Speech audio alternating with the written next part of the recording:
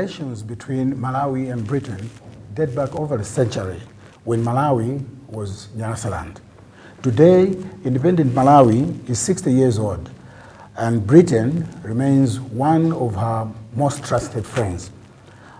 But what have been the mutual gains in this relationship between a former master and a colonized nation? We ask this and more questions in this chat with British High Commissioner Fiona Ritchie. Welcome, High Commissioner. Thank you very much. It's a pleasure to be here. Maybe we start with the latest in our relations. At the moment, Britain is going through a very unprecedented time. I'm talking about the protests and the riots that are on the streets in Britain. Do you share the view that this could be an indicator of a deep-rooted problem, that there's anger that is built under the carpet and coming out? Thank you for the question. It is a difficult thing to watch, especially when you're overseas, like I am, looking at really difficult scenes in the UK. The first thing I would say is what we're seeing, it's not a protest, it's a riot. And Prime Minister Keir Starmer has described it as thuggery. And I think you'll have seen that the British government has taken very firm action against the actions of a small number of people. I know from the news it looks as if it is widespread, but actually it's a small number of people in a small number of areas who have resorted to violence. And the UK is a very tolerant nation. There is no possibility that we will ever tolerate attacks against mosques, against the Muslim community. And the government has been very clear that those who have been involved in this will feel the firm hand of the law. And we've already opened up extra courts and extra prison places if necessary so that we can show justice to those small number of people who are on the streets inciting violence. But does it speak of something that was under the carpet and coming out? I mean, we've never seen this kind of thing in Britain before. I think there have been previous violent protests and riots in the UK. They usually come relatively quickly, and that's a combination of communities standing up for themselves and also of firm policing and the government being really clear that these kind of actions will not be tolerated. This is not the United Kingdom as we know it. But I would also like to say that there have been some really great news stories out there of communities working together to rebuild. I've seen mosques being rebuilt, people's walls being rebuilt, and people of all different colours, ethnicities and religions really coming together to stand up for what community means for them. Mm-hmm. And how is the British government working at cleaning that attitude towards other races? Actually, the British people have been incredibly welcoming to successive waves of immigration in recent years. We've seen a large number of people arriving from Hong Kong. We've seen a lot of people fleeing Afghanistan, and also most recently refugees from the war in Ukraine. So I think at a community level, it's very clear that people are welcoming. I think one of the things that really needs to be tackled as a result of this sort of violence that we've seen in the UK is the spread of misinformation and disinformation online. I think we've seen that part of the reason for these violent outbursts has been misinformation. I don't know whether it was spread on purpose or not, that the perpetrator, it was a murder of 3 small girls at an event. And this person was wrongly reported to be a Muslim immigrant. That is incorrect, and that information has inflamed tensions, so I know the government is planning to take some strong action to reduce the amount of disinformation online. Mm-hmm. I know there's plenty of Malawians in Britain. Would you assure us of their safety at this moment? As I mentioned, the British government is taking strong steps to ensure security and safety across the UK. They are making it very clear that those who are involved in this violence will be held to account. But it is, of course, for the Malawian government to assure its citizens overseas, and it's for them to advise their people on how to stay safe. Mm-hmm. Well, like I said, that was just about the start of this conversation. But as you are aware, Malawi is set to hold general elections in 2025. And the Malawi Electoral Commission has already launched that process. What do you think should be the focus at this point in the run-up to polling? What are the issues you see that you think are critical and probably must be tackled way before we get there? For me, one of the things I enjoy the most about Malawi, and there are many things that I enjoy about Malawi, but is the fact that its citizens really care about the country and about themselves and about their communities. And I know that there will be many, many Malawians who are determined to exercise their democratic right. And because of that, it's really important that these elections run smoothly. So I would say there are probably three things that should be priorities, and I know that they are priorities for the Malawi Electoral Commission and for those of us as development partners who are supporting the MEC to run the elections. I think the first one is managing tensions. We do expect that this election will be contested. As I said before, everyone is political in Malawi, everyone cares, and that can lead to heightened tensions. There's a job there for the government, there's a job for the security services, and I think there's also a job to make sure that there's a good dispute resolution mechanism in place, because the election may be contested, we don't know, but I think one of the cornerstones of a really strong functioning democracy is the ability to manage disputes peacefully. Right. Another thing would be registration, and that's been in the news a lot. We really welcome the fact that the MEC has announced that if you have a slip that proves you have registered for national ID, that will be good enough for voter registration. I think that's a really good step.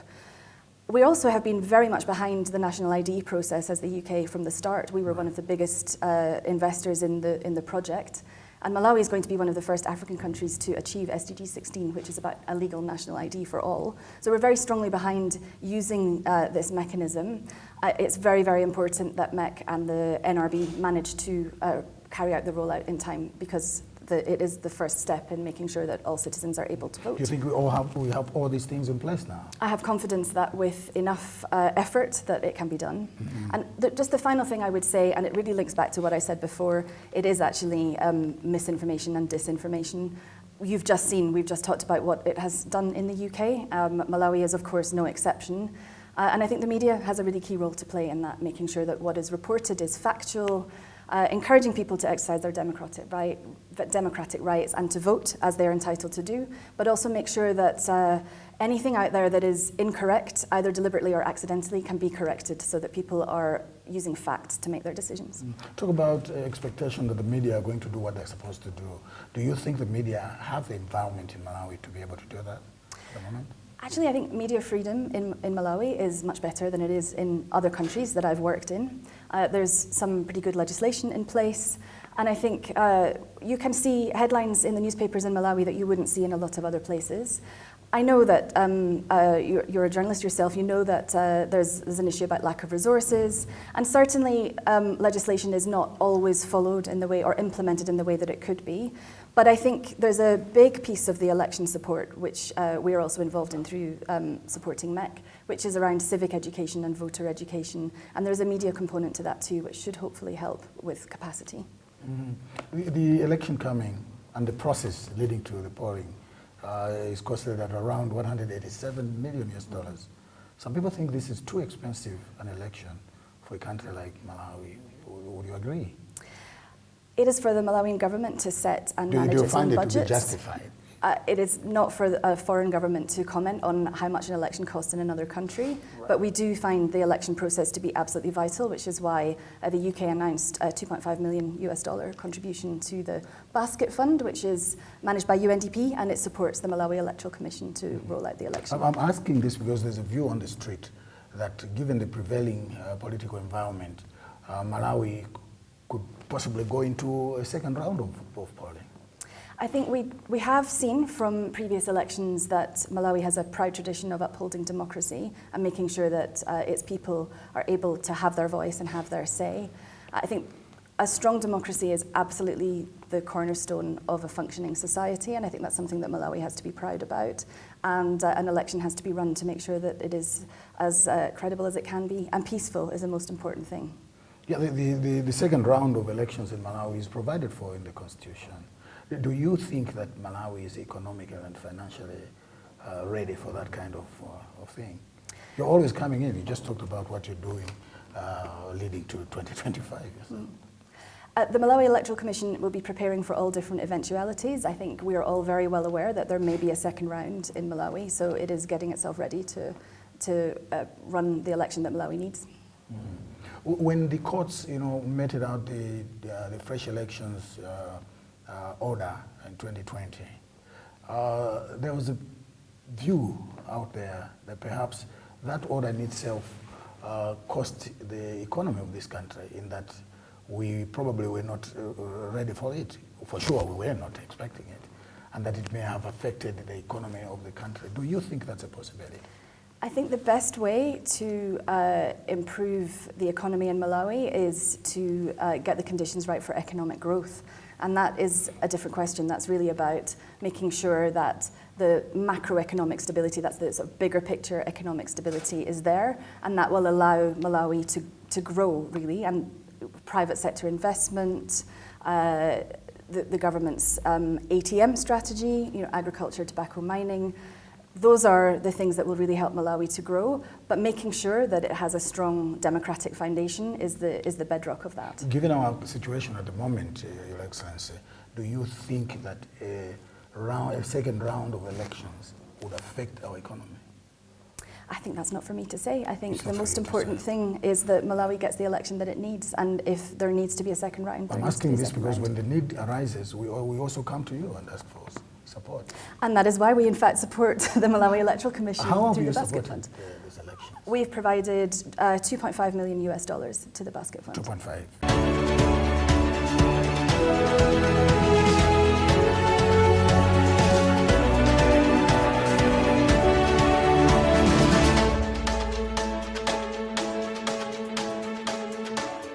Malawi is 60 years as an independent state, and 30 of those years she's been a democracy. Sitting where you are, High Commissioner, how has Malawi reaped the fruits, if any, of outstanding relations with Britain? Firstly, I would just like to say happy birthday to Malawi. Happy Independence Day. It's quite a thing, 60 years of independence and 30 years of multi-party democracy. And I'm really proud that the UK has been standing beside Malawi as a partner all that time. When I think about the UK-Malawi relationship, I think a lot about a very well-known statue called Antelope, which was created by Samson Kambula and currently sits on a plinth at Trafalgar Square in London. If anyone wants to see it, they need to hurry because I think it is being swapped over at the end of this month. But I've looked at it a few times myself, and I find it extraordinary that we are at a place in our relationship as two countries where it is possible for a statue celebrating John Chilembwe to be in London and for people to accept that we have a complicated past, but that we have used that history and are driving forwards with our partnership. And it's not these days a relationship that I see as a donor-recipient relationship. It is a genuine partnership, a genuine friendship. And what we talk about between our two countries is a range of issues. And yes, some of them are developmental. One of the things I talk to various senior Malawians about all the time is the economy. I've mentioned it already today. But getting Malawi to a place where its economy can grow is something that Malawi accepts it needs friendship and support on, and we're happy to do that. We also have long been active in health and education sectors, but we're also supporting Malawi in terms of resilience to climate change and natural resources management. And private sector is a big part of it as well. Many of British businesses are some of the biggest businesses in Malawi. We have a strong defence partnership. And we also have those really strong people-to-people links. As a proud Scottish person, it brings me lots of joy that there is such strong links between Scotland and Malawi in particular. And I think that friendship, sort of shared historical institutions, and a real understanding of what kind of people we are is, for me, what characterises our friendship in 2024. Right. We'll talk about the difficult times we had in the past Sure. at a later stage. But for now, let's look at the statistics in Malawi. Statistics on Malawi. Talk about maternal mortality. Talk about malaria. Talk about the per capita income, food security, and all that. When you look at Malawi as a country that you've been a friend with for over a century, what's going on in your mind? Look, I think it's very easy sometimes to talk about Malawi's challenges, and let's not shy away from those. But first, let's celebrate some of those statistics you mentioned. Of course. Right. Life expectancy in Malawi at independence was 37, and it's 65 now, which is a huge, huge improvement. And I think it's hard to really overstate what that means. We've also seen huge gains in neonatal and maternal health, and we've seen huge strides in primary school attendance. That's all very positive, but it's true that Malawi also faces a number of challenges. Some of them are internal, corruption, capacity. Some of them are external, around climate change. I think I've been in Malawi for 3.5 years, and there have been so many different weather events, from Storm Anna to Cyclone Freddy, and the impacts we're now seeing from El Nino, which mean, yes, another statistic, 5.7 million people are predicted to not have enough to eat this year. And that is sobering. And I think there's a lot that the government of Malawi can and is doing on this, but this is where the UK, as a long friend and partner, also comes in. Some of it is around the wider economic support that I talked about already, and some of it is around immediate assistance to help those in need. Do you notice that some of the statistics you're giving out are much, much worse than the statistics in the Democratic Republic of Congo, a nation at war? I don't have statistics from the DRC at hand, right. But I do think Malawi is really struggling to improve life for its people. And earlier this year I announced £3 million contribution to the President's El Nino appeal because we saw that it was really important to do that early before the prices of maize increased in the region. It's necessary to buy food to support Malawians. Mm-hmm. There are some huge challenges in Malawi, and we shouldn't be shy of talking about them. Right. Well, one of the exports from Britain is education. How much of that has the Malawi society benefited? I think alongside health, education is one of the areas where Malawi is actually in a better place than countries with similar levels of poverty.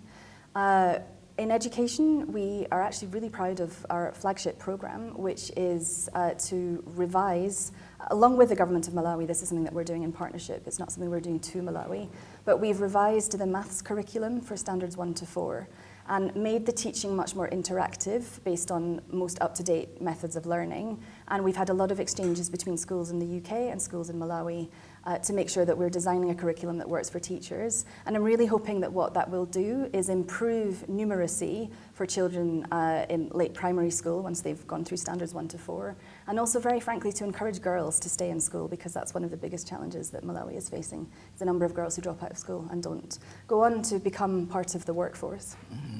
The president of Malawi, President Chakwera, is focusing on the ATM, as you mentioned this, as the first enablers to socio-economic transformation in Malawi. Do you see that in motion already? Absolutely. I think we've seen, in terms of tourism, we've seen the reduction, the removal of visa fees for a number of, I think 79 countries no longer have to apply for a visa to come to Malawi. We've seen... Are you seeing changes in your office in terms of traffic of people coming into Malawi? I think, it's hard to differentiate between the world opening up post-COVID and a measure like this. I think it will take some time before we can really see what it looks like, but definitely people are on the move. And the cost of living is increasing in a number of different countries across the world, and taking away that fee for a visa is one less barrier for someone choosing Malawi over another country. So I do think that's a really important measure. But there are others. The other thing that that I'm absolutely delighted about is the recent signing of 2 mining development agreements. Right. Those will take a while for the effects to be seen in Malawi's economy, but I do think this sector is vital for the long-term prosperity of the country, provided we get it right. Not every country that has natural resources has benefited from them in the ways that we would like, but lots of lessons have been learned. And I think that getting those 2 companies going now is a really good move, and hopefully lots of others will follow through. And they will, it's not just what those companies will do for themselves, but they will pay tax, they will employ people, they will improve infrastructure around the areas where they're operating. So the wider benefit will be there too. Malawians don't seem to think that they benefit a lot from mining, given the experiences they've had with the mining companies in the past. Is there something you think we're not doing right that translates to the larger community benefiting from the mineral resources that we have? I think there are lots of, so I'm not a mining expert, is the first thing that I would say, but I think there are lots of examples in other countries where the benefits of mining have definitely not been seen by the population. And I know that Malawi's had some negative experiences in the past as well. I think part of it is about understanding what natural resources you have understanding their value for Malawi and negotiating a good deal with those companies that want to operate here. And I think it does need to be a mix of foreign companies as well as Malawian companies. The sector is not well developed here, and I think recognizing that and understanding that opening up to foreign mining companies, making sure that they are reliable and making sure that their plans involve the local community as much as possible, I think that will really help. Mm-hmm. Let's talk about public finance management. This is an area the development partners have spoken a lot about, including Britain itself. What's your view of the war against corruption in Malawi at the moment? I think it is one that is ongoing and will be ongoing for some time. Ongoing means, I mean, from a diplomat, ongoing means? Well, corruption is not going in the right direction in Malawi. I think we've seen a recent report that suggested that double the annual health budget, which I think is around $600 million US, is leaving the country through illicit financial flows. And a recent Afrobarometer survey showed that 66% of Malawians think that corruption is getting worse. You know, it's a very complicated thing, corruption, and it happens at all levels of society in Malawi, whether it's being asked to pay for a service that ought to be free, or whether we're talking about very powerful individuals who are stealing money. It affects everyone at all levels. You should be interested in this. I mean, British money is spent here, Mm-hmm. British taxpayer money is spent here. How do you monitor your money being spent in Malawi? That's right, and I think absolutely I am accountable for the expenditure of British taxpayers' money, and public finances are also under a lot of strain in the UK. The cost of living is really affecting ordinary British citizens, and it's therefore really important that I'm able to demonstrate that their money is well spent in countries like Malawi. And what's been your experience so far? I passionately believe that it is being well spent. I think what we want to see is a prosperous Malawi, and we want our partnership to grow and develop over the coming years. And you know, Malawi is a market of the future for the UK. Like, it could be bigger, and we're looking for longer-term trading partners. It's in everyone's interest that no countries are left behind. We are strongly committed to achieving the Sustainable Development Goals, and we will not do that without countries like Malawi. But that does mean that we have to have some strong safeguards in place when we spend our money here. So we spend through trusted organizations, we can do due diligence, and we know that they have the right kind of financial compliance that tracks our resources. Make sure that it's spent according to the objectives that we have, and those objectives are always set in coordination with the Malawian government. But we do need to have a certain amount of confidence that our money is going to where it's intended to go to. Yeah, we all see that the world seems to be coming to Africa. I really would think they have interest. What are the British interests in Malawi? What is it that you gained for being in Malawi? Would you be able to share that? That's a really complicated question. It is. Because we can't start from scratch. We've always had a long relationship, and that relationship will continue.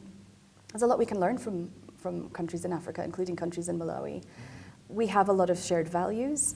I have many times been to speak to the Minister of Foreign Affairs, the President, other ministers, and we talk a lot about global affairs. We talk about the war in Ukraine, and we have shared views on the rights and the wrongs. We stand up together. It's great to have a partner who is not the same as us, but has similar values. And I think we can't just look inwards. This world is never going to let us do that, and so we need to have good friends and have the kinds of conversations that good friends always have. Well, obviously, Africa has the largest bodies of fresh water. Mm-hmm. Africa has the biggest numbers of cheaper labor. Africa has the land. Are the British not interested in these things in terms of food production? And the West is buying from Africa now. Are you not interested? Fantastic. I would love for Malawi to be exporting more and more of its products, and for the UK to be a bigger market. This comes right back to my point about the economy. And until Malawi is a better place for doing business, it is not necessarily as competitive an exporter as it ought to be. And I think we are seeing some niche products in the UK market. I've seen tea from Setemwa Tea Estate, and I've seen coffee from Sable Farms, and that is brilliant. And I love to see that, but what I would like to see is larger scale, and I think that's got to be about improved production and adding value here in Malawi. So there's a complex story to tell there. I'm pretty optimistic. There are lots of opportunities in Malawi, but we're not quite there yet. The Malawi 2063 is talking about mega farms, production at high level, and I thought that this is where your interest would be in terms of high volume production and then export. We've seen macadamia nuts and other things. So we are in fact we have a trade program which we're calling the 3 M's because we're investing in macadamia, mangoes and mining. And our purpose for this program is to look at high value exports and to look at where the supply chain or the whole value chain, for example, where there are gaps and where we could help improve those sectors. We deliberately didn't focus on tobacco and tea and sugar because they're bigger market share. Right. We wanted to look at where there's potential to grow. And you know, some of the, like I said, some of the biggest companies are British. We are working with a macadamia firm that has had a lot of UK startup funds. Malawi Mangoes has also had UK funds. So this is an area that we're particularly interested in. It's not one that I see as a donor relationship with Malawi. It's one that it really needs to be private sector led and driven. And to some extent, we can sell Malawi as a destination, but it also needs to sell itself by improving the investment climate. Dr. Diouf, he's director of the Food and Agriculture Organization. He's retired now. He made a presentation, and there's a document that he produced, and he is warning African countries against what he calls the threat of neo-colonialism, where the West is coming to Africa because of essentially the pursuit for land, water, and cheap labor. Do you see merit in such fears? Not from a UK perspective. I think those are not necessarily things that we are desperately looking for in Malawi. I think I would like to see more UK investment come into Malawi.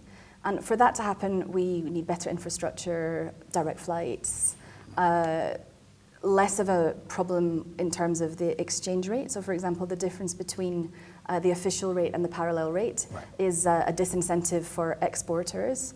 I wish it were otherwise, but I don't see Malawi as being a destination for the UK that is without barriers. So it's not somewhere that we would be rushing in to look for resources or labor.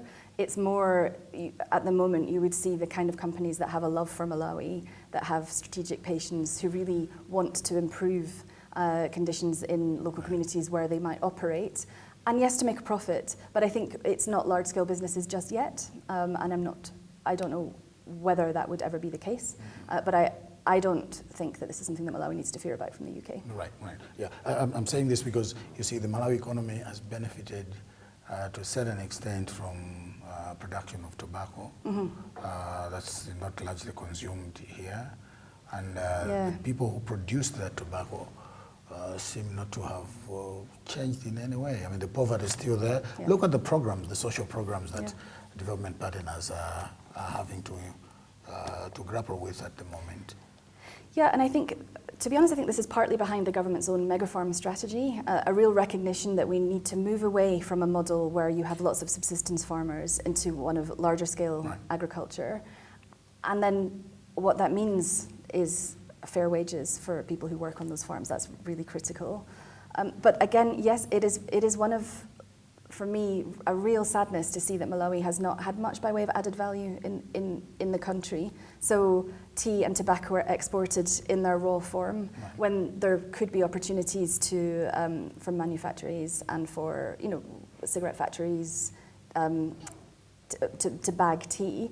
But I don't think Malawi has relied on tobacco for a long time, and I think that market will have its day. There are still markets for tobacco, but you think marijuana is the replacement? I hope not, globally. But I think there's definitely a case for hemp and for medicinal marijuana. I know that there was a piece of legislation that has been paused, and it's something that the Malawian government and parliamentarians are going to have to scrutinise carefully. I think there are many sectors that can and should replace tobacco, and I think everyone knows that tobacco is going to be a declining crop because the demand globally will go down. It has been going down in a number of countries. Sure, marijuana might well be one crop that Malawi could look into, but there will be others: chilies, coffee, soy, macadamias, mangoes. There's a lot, and I think a really important thing would be to not put all of Malawi's eggs in one basket and to diversify.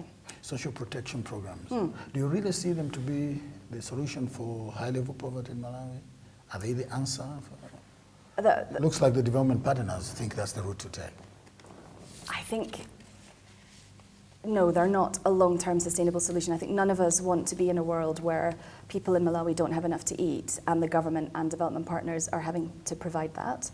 But economic growth doesn't happen overnight. And Malawi has programs with both the World Bank and the IMF. They're very difficult, but they're important for improving Malawi's macroeconomy and to create the conditions for economic growth. But in the meantime, people are suffering, and I think there will be a gap between Malawi improving its own economic prospects before those mega farms are really producing, before mining revenues come on stream, before tourists come in their hordes. There are still those people who are struggling and suffering, and part of the job of a friend and a partner like the UK is to support that where we can. So there does need to be a safety net to catch those people who are not seeing the benefit of the wider economic picture yet. Government thought that perhaps subsidies were the way out, and looks like the development partners think, no, that too may not be the answer. It's not something that development partners think alone. I think the government has realised also that fertiliser subsidies have become unaffordable. Do you think they take it comfortably, or they're being pressed to take it? This is a government decision. It's not one that has been the result of huge influence from others, but the evidence base is there that the AIP was not necessarily producing the benefits that the government wanted it to produce. And there's a lot of reasons for that, but some of it is around global changes in the cost of fertiliser. And it became cheaper, I think, to import maize than to grow it because of the cost of fertiliser. Subsidies are employed by a range of countries, including my own. They are a tool that can be used. I just think that tool has had its day in Malawi.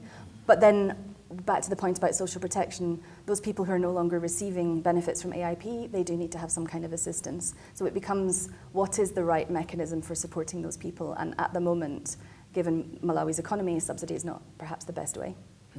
It looks like we're experimenting. Do we really know what is going to work in the end?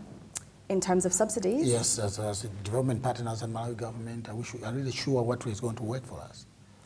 Well, I come back to what I said before. What is going to work in the longer term is not constant inflows of aid from development partners. That is a stopgap until Malawi can develop more. And it's really all about the economy. And I do expect the economy to be a major focus of the coming years' conversations ahead of the elections. People are really struggling. It's not, in a country like Malawi, it's not easy. There have been external shocks from climate change and other factors. It is not easy to stabilise this economy, but it absolutely has to be done because that is the foundation of economic growth. That's the thing that really needs to happen. Development partners, we're just here to support and make sure that we are behind the government in its plans. We can advise, of course, but ultimately it's up to the government to make its choices on how it's going to grow its economy.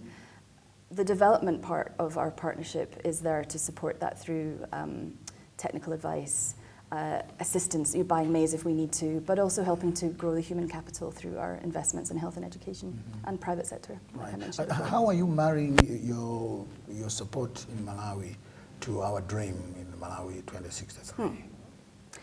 Look, the Malawi 2063 agenda is pretty ambitious, but I think it's important as any government to set out a clear vision for the people. I do think that the ATM strategy is a big part of delivering that, and a lot of what we do as the UK is in support. I talked already about mining companies. Right. UK-listed mining companies are interested in Malawi. They have a lot of critical minerals here, rare earths. Those are things that we as the UK don't necessarily want directly for ourselves, but our critical mineral strategy globally is about supply, securing the supply. So Malawi has an important role to play there. I think tourism, we talked about that. Malawi could be a great tourist destination for the UK. We've got the relationship to build on, and it's a very safe country, and not a lot of other countries in Africa are as safe as Malawi, and I think that's a huge selling point, and I think will encourage people to come here. And then I think we've talked about economic growth. We're not talking to the government of Malawi about becoming a hub of financial services overnight. We know that this is an agriculturally driven economy, so then it has to be about improving the commercial production. So those are the sort of growth-related elements, and then, as I said before, our work on health and education is all about trying to ensure that there's a healthy, well-educated population to have those jobs that we hope the economic transformation will bring about. Right. Malawi, then called Nyasaland, and the two Rhodesias, Zambia and Zimbabwe, were under the British protectorate until they each got independent. In Malawi, the UK has been accused of atrocities during the struggle for self-rule around 1959, and there are calls for compensation. First, I want to know if Britain takes responsibility for the issues that are being raised in Malawi that happened in 1959. So I've talked already about the UK-Malawi partnership. I think we cannot My question avoid is our past. whether you take responsibility of what happened in 1959 as a government, as a British government. We have not had any conversations with the Malawian government about that. The Malawi government has never raised this to you, you say that? Not with me directly, no.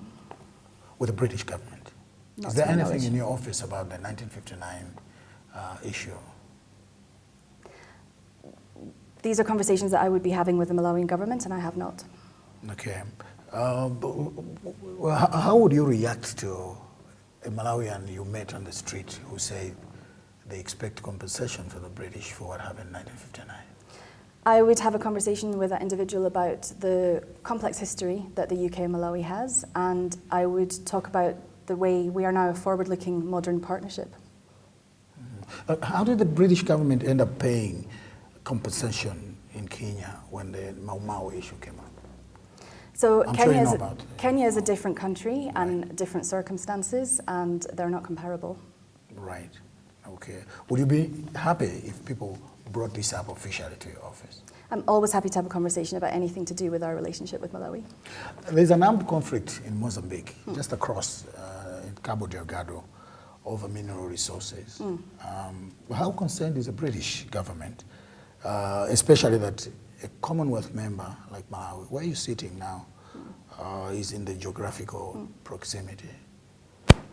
So, of course, the situation inside Mozambique is a concern to us.